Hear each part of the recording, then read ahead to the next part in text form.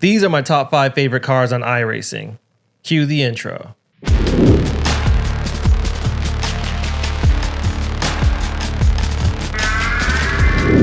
Hello and welcome to the channel. If you're new here, consider subscribing as I try to post new racing content weekly. And while you're down there, if you could add a like, it just helps the channel grow.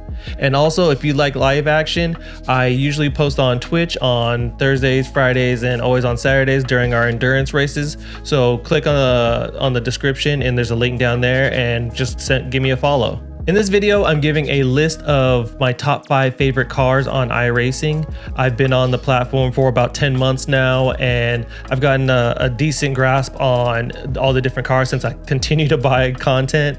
And so don't roast me in the comments. These are my top 5 favorite. You can go down to the comment section and add yours, and we can have a discussion about it. So let's get into the video.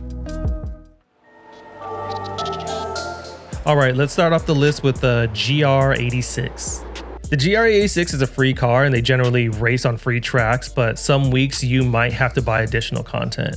The car is slow, but it's all in the fun of driving sport compact. Sometimes fun racing isn't about going fast all the time, and being able to control these cars is half the battle. I personally like the GR86 and it's a step into GT4, which I feel is the next step. All in all, my first year of iRacing, the GR86 was a great car and series and kept me wanting more on the platform. Once you get out of the rookies and get your D-Class license, definitely look into the GR86.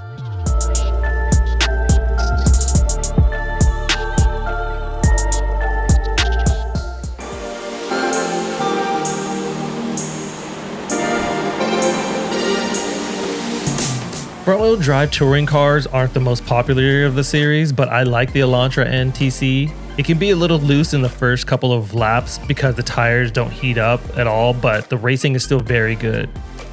I haven't had a chance to drive the other cars in the series, but I see a lot of people driving the Elantra when I get in a race. Overall, it's a fun car in series, but it's slowly dying with participation, so you may not get that many races or full races, but at least you'll have some participation. Lastly, standing starts are something you really need to learn in the Turo series. It can make or break your race.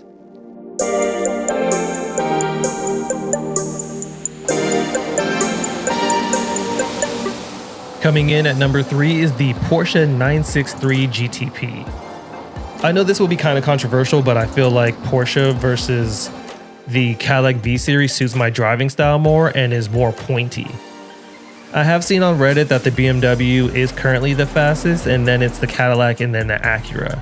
But I can't attest to that because I only own the Porsche and the Cadillac, and I haven't been able to drive the Acura or the BMW just because I am focusing on the GTs, not the GTPs. I'm no pro and just want to drive a car I'm comfortable with. Plus, I'm a big Porsche fan, so there's that.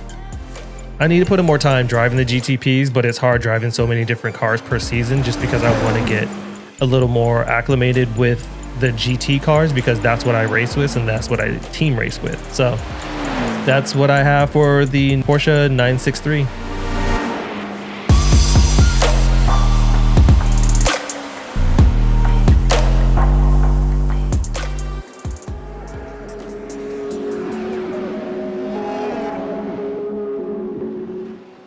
I feel like this car is due for an update based off the current in real life F3 series, but we'll see if they plan on doing any updates in the series.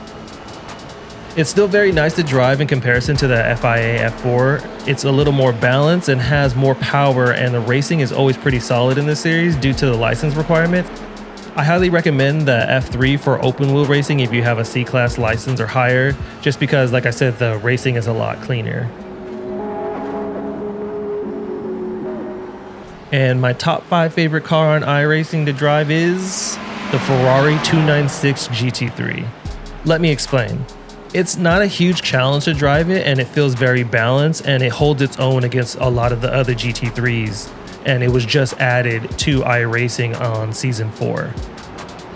Also, you can participate in a lot of different series with the Ferrari, so there's always races. So you had like the Ferrari Challenge, or you have IMSA, or you had the VRS GT series. I drove the BMW GT3 for most of season 3 and I liked it, but it just felt like it was lacking a little. And going through the corners, it just didn't feel like it was suiting my style of driving. This past season, I purchased the 992 GT3R and put it to the test at the Nürburgring Nordschleife and enjoyed how it felt on the corners, but was slow on the straights compared to all the other cars in the field, so it kind of put us a little behind when we were doing our endurance race. Next season, or this season that we're in now, I'm going to try to do more races with it where I feel it would be stronger in the corners and doesn't have a lot of long straights. So we'll see how that goes in this season, and maybe my list will change and maybe I'll make a new one for 2024. That's all I have for this video. Tune into the next one where I talk about my top 5 least favorite cars to drive on iRacing. And also go down to the comment section and give me your list of top 5 cars, and so we can have a discussion. Thank you for watching the video. See you in the next one. Peace.